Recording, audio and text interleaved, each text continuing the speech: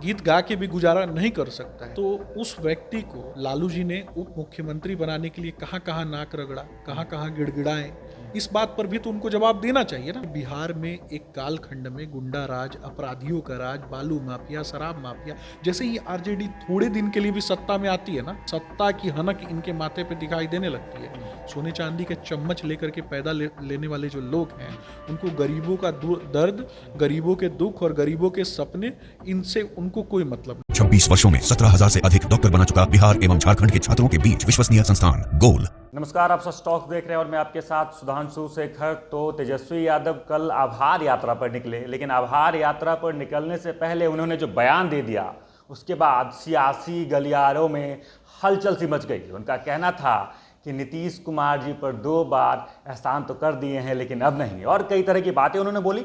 तो इसी तमाम मुद्दों पे बात करने के लिए हमारे साथ बीजेपी के प्रवक्ता सुमित शशांक हैं। सबसे पहले आपका स्वागत है। धन्यवाद। और देखिए, ये तेजस्वी यादव का जो बयान है कि उन्होंने 2 बार एहसान कर दिया है लेकिन अब नहीं, ये किस तरह के एहसान की बात कर रहे हैं? देखिए, तेजस्वी जी जिस लेगेसी को ओन करते हैं, जिस विरासत से आते हैं, उस विरासत में उनको सिर्फ 2-4 चीज़ें सीखने के लिए मिली: घमंड, द्वेष, ईर्ष्या, लोभ और राष्ट्र के, बिहार के संसाधनों को लूटना और चोरी करना। इस लेगेसी को उन्होंने ओन किया है। तो उनसे बहुत ज़्यादा उम्मीद नहीं है बिहार को कि वो बहुत अच्छी बात करेंगे। वो एक तरीके से उस विकास पुरुष के ऊपर हमला करते हैं और उस विकास पुरुष के ऊपर बयान देते हैं जिस व्यक्ति ने बिहार को जंगल राज, गुंडा राज, अपराधियों के राज से मुक्ति दिलाने का काम किया।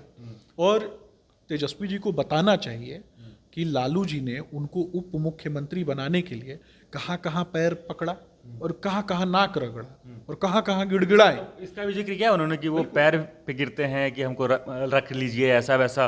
क्या ऐसा चलता है क्या? देखिए, वही तो मैं पूछना चाहता हूँ ना तेजस्वी जी से, आपके चैनल के माध्यम से, कि लालू जी ने उनको सेटल करने के लिए, क्योंकि जो व्यक्ति प्लेटफॉर्म पे जिसका गीत गा के जितना गंदा गाते हैं, तो वैसा व्यक्ति तो प्लेटफॉर्म पे भी गीत गाएगा तो चरन्नी अठन्नी भी जमा नहीं हो सकता। तो जो व्यक्ति गीत गा के भी गुजारा नहीं कर सकता है, तो उस व्यक्ति को लालू जी ने उप मुख्यमंत्री बनाने के लिए कहाँ कहाँ नाक रगड़ा, कहाँ कहाँ गिड़गिड़ाए, इस बात पर भी तो उनको जवाब देना चाहिए ना।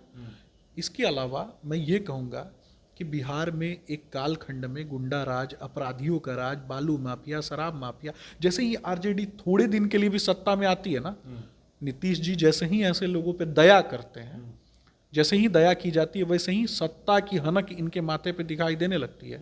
सोने चांदी के चम्मच लेकर के पैदा लेने वाले जो लोग हैं, उनको गरीबों का दर्द, गरीबों के दुख और गरीबों के सपने, इनसे उनको कोई मतलब नहीं है। फिर भी वो मैं 2-3 प्रश्न हैं उनका मैं जवाब दूंगा। अभी ये जिस यात्रा पे निकले हैं, गांव गांव में जा रहे हैं, मैं पूछना चाहता हूँ, कुछ दिनों पहले ये MY समीकरण की बात करते थे ना, सबसे ज़्यादा मुसलमानों पे अत्याचार किसके समय में हुआ था? इस पर भी जवाब देना चाहिए ना। सबसे ज़्यादा मुसलमानों पे FIR किसके समय में हुआ था? मुसलमान बच्चों को और मुसलमान परिवार से आने वाले जो लड़के हैं, उनको अपराधी बनाने का काम, उनके मदरसों का पैसा लूटने का काम किसने किया है? तेजस्वी यादव के पिताजी ने नहीं किया था क्या? चरवाहा विद्यालय प्रारंभ किया और बिहार में भैंसों का भूसा लूट लिया। इससे ज़्यादा कोई जघन्य अपराध था क्या? अलकतरा चोरी कर लिया। बिहार की सड़कें न बने और उन सड़कों पे बिहार के लोग गाड़ियां न चला सकें, इसके लिए उन्होंने बिहार में अलकतरा चोरी कर लिया। इसका भी तो आरोप है। और माननीय कोर्ट के द्वारा वो एक सजा याफ्ता मुजरिम है। सजा याफ्ता मुजरिम का मतलब है कि वो एक मुखिया का चुनाव नहीं लड़ सकते। फिर भी वो बोलते हैं कि बिहार में NDA की सरकार जो है, उसके उस टाइम में भ्रष्टाचार और क्राइम बहुत गंभीर है। बिहार का हालत गंभीर हो चुका है। देखिए, उनका काम है बोलना। मैंने बोला ना कि क्रेडिट चोरी करना, लेगेसी में विरासत में प्राप्त हुआ है चोरी करना, तो वो आजकल वो स्मार्टली चोरी करते हैं। स्मार्टली चोरी मतलब दूसरे के किए गए कार्यों को क्रेडिट चोरी कर लेना।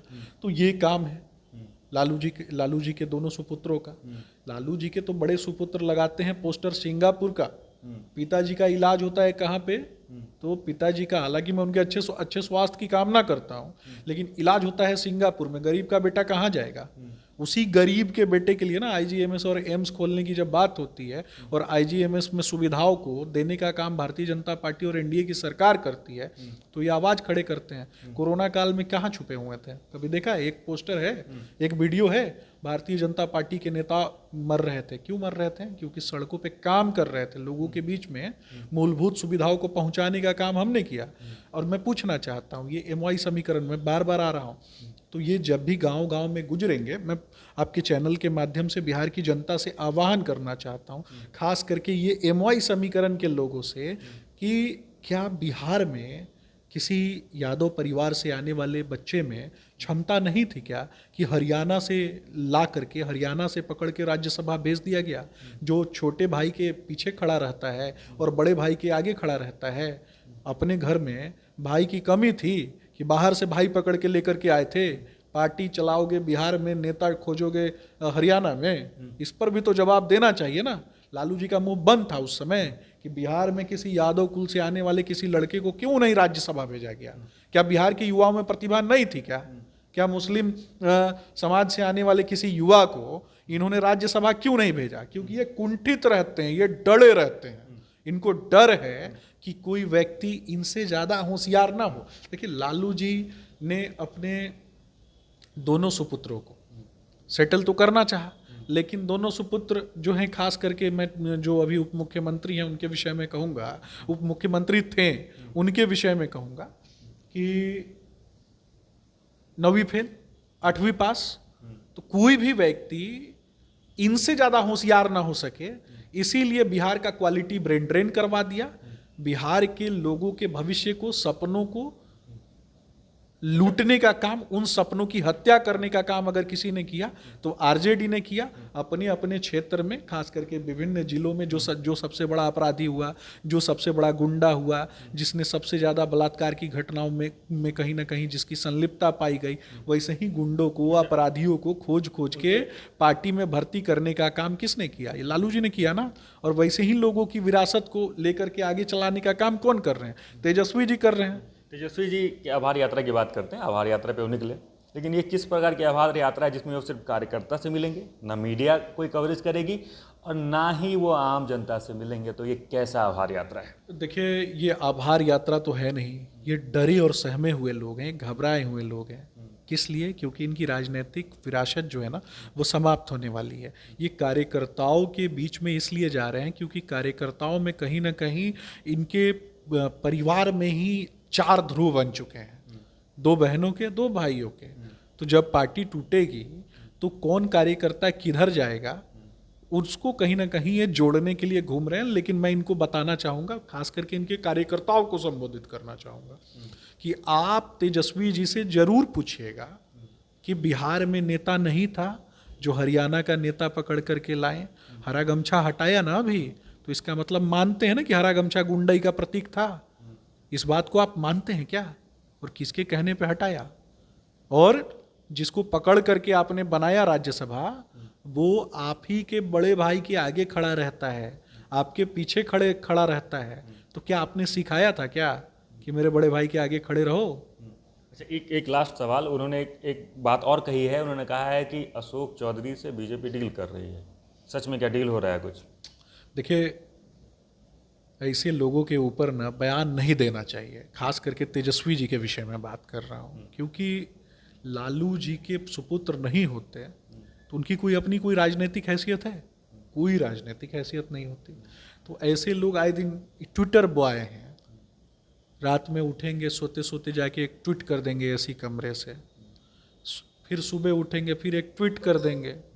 इनकी बहन सिंगापुर से ट्वीट कर देगी, और जो सबसे फुर्सता लोग होंगे वो ऐसे लोगों के ऊपर बयानबाजी करेंगे। मतलब इनके बयान की कोई वैल्यू नहीं? कोई वैल्यू नहीं है। बिहार की जनता जानती है, ऐसे लोगों के बयान की कोई वैल्यू नहीं है।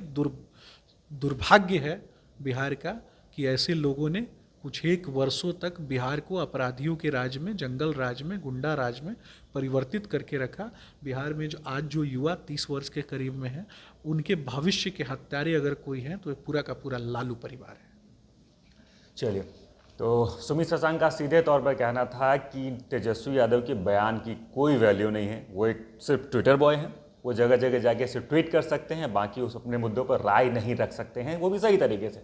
बाकी इन सारे गतिविधि, सारे मुद्दों को लेकर आपकी क्या राय है, कमेंट बॉक्स में ज़रूर लिखें और देखते रहें सच टॉक न्यूज़।